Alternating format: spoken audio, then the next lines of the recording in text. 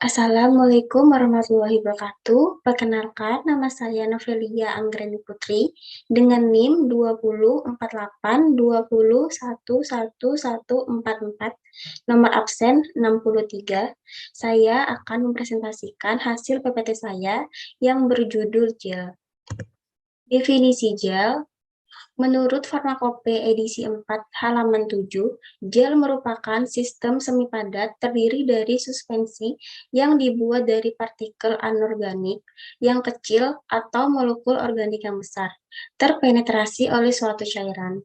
Menurut Formularium Nasional halaman 315, gel adalah sediaan bermassa lembek berupa suspensi yang dibuat dari jarah kecil senyawaan organik atau makromolekul senyawa organik, masing-masing terbungkus dan saling terserap oleh cairan. Golongan gel. Gel digolongkan menjadi dua, yaitu satu, fase tunggal, terdiri dari makromolekul organik yang tersebar sama dalam suatu cairan sedemikian hingga tidak terlihat. Adanya ikatan antara molekul makro yang terdispersi dan cairan. Gel fase tunggal dapat dibuat dari makromolekul sintetik, misalnya karboner atau dari gum alam teragakan. Yang kedua, sistem dua fase. Dalam sistem dua fase, jika ukuran partikel dari fase terdispersi relatif besar, maka gel kadang-kadang dinyatakan sebagai magma, misalnya magma bentonit. Baik gel maupun magma dapat berupa thixotropik, membentuk semi padat jika dibiarkan dan menjadi cair. Pada pengocokan, sediaan harus dikocok dahulu sebelum digunakan untuk menjamin homogenitas. Komponen gel. Yang pertama ada gelling agent. Sejumlah polimer digunakan dalam pembentukan struktur yaitu gomarok, turunan selulosa, dan karbomer. Kebanyakan dari sistem tersebut berfungsi dalam media air. Selain itu, ada yang berbentuk gel dalam cairan non-polar. Beberapa partikel pada koloidal dapat berperilaku sebagai pembentuk gel karena terjadinya volkulasi partikel. Konsentrasi yang tinggi dari beberapa surfaktan non-ionik dapat digunakan untuk menghasilkan gel yang jernih di dalam sistem yang mengandung sampai 15% minyak mineral. Yang kedua, polietilin atau gelen opil digunakan dalam gel hidrofobik, menghasilkan gel yang lembut, mudah tersebar, dan membentuk lapisan atau film yang tahan air pada permukaan kulit. Untuk membentuk gel, polimer harus didispersikan dalam minyak pada suhu tinggi di atas 800 Celcius. Kemudian langsung didinginkan dengan cepat untuk mengendapkan kristal yang merupakan pembentukan matriks. Yang ketiga, koloid padat terdispersi. Mikrookritalin selulosa dapat berfungsi sebagai gelan dengan cara pembentukan jaringan karena gaya tarik-menarik antar partikel seperti ikatan hidrogen. Yang keempat, surfaktan. Gel yang jernih dapat dihasilkan oleh kombinasi antara minyak mineral, air, dan konsentrasi yang tinggi, 20-40% dari surfaktan anionik. Kombinasi tersebut membentuk mikroemulsi. Bentuk komersial yang paling banyak untuk jenis gel ini adalah produk pembersih rambut. Yang kelima ada wax. Banyak wax yang digunakan sebagai gelans untuk media nonpolar seperti beeswax, cornauba wax, cetyl ester wax. Yang keenam, polivinil alkohol. Untuk membuat gel dapat mengering secara cepat. Film yang terbentuk sangat kuat dan plastik, sehingga memberikan kontak yang baik antara obat dan kulit. Tersedia dalam beberapa grade yang berbeda dalam viskositas dan angka penyembunan. Yang ketujuh, ada pengawet. Meskipun beberapa basis gel resisten terhadap serangan mikroba, tetapi semua gel mengandung banyak air, sehingga membutuhkan pengawet sebagai antimikroba. Dalam pemilihan pengawet harus memperhatikan inkompatibilitasnya dengan gelin agen. Contohnya, pengawet yang biasa digunakan dengan gelin agen ada tragakan, pektin, Na-alginate. Yang ke-8, chelating agent, bertujuan untuk mencegah basis dan zat yang sensitif terhadap logam berat. Contohnya ekdeta. Cara pembuatan gel.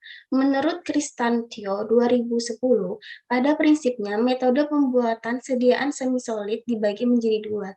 Yang pertama, metode pelehan atau fusion. Di sini zat pembawa dan zat berkhasiat dilelehkan bersama dan diaduk sampai membentuk fase yang homogen.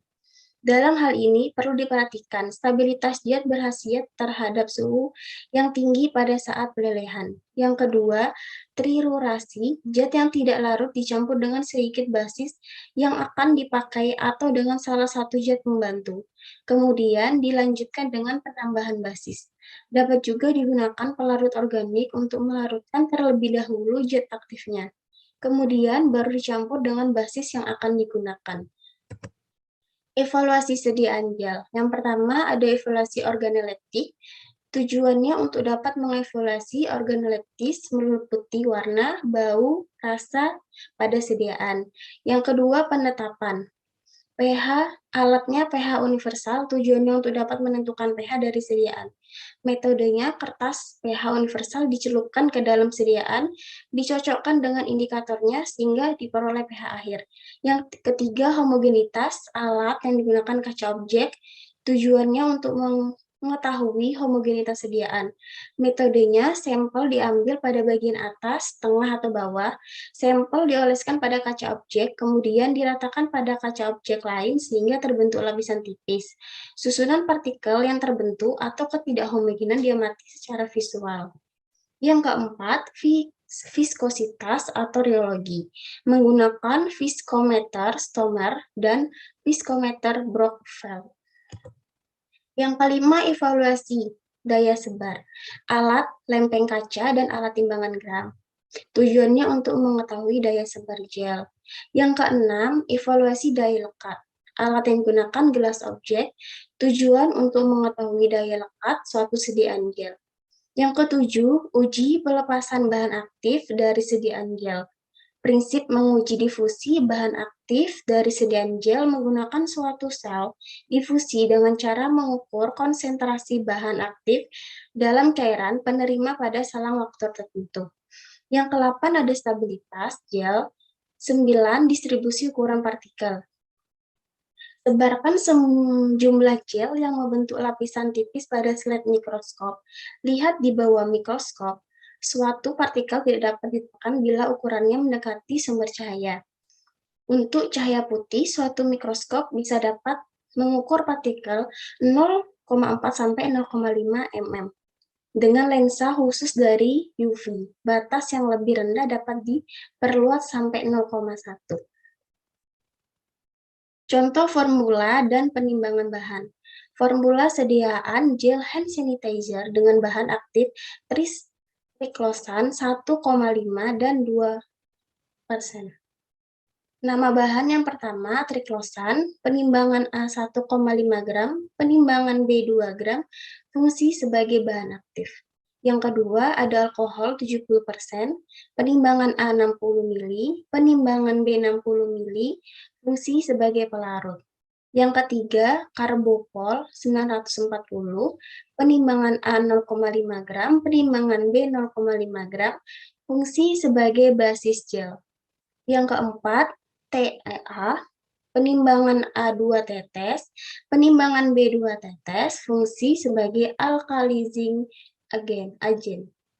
Yang kelima, metilparaben, penimbangan A 0,2 gram, penimbangan B 0,2 gram, fungsi sebagai pengawet.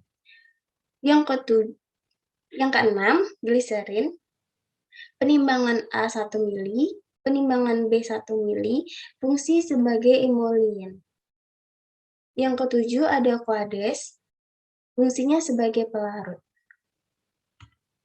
Cara pembuatan formula, yang pertama disiapkan mortir dan stamper, yang kedua ditimbang karbopol 940 sebanyak 0,5 gram, 3. Setelah karbopol 940 ditimbang, ditaburkan di atas aquade sebanyak 20 ml di dalam mortir.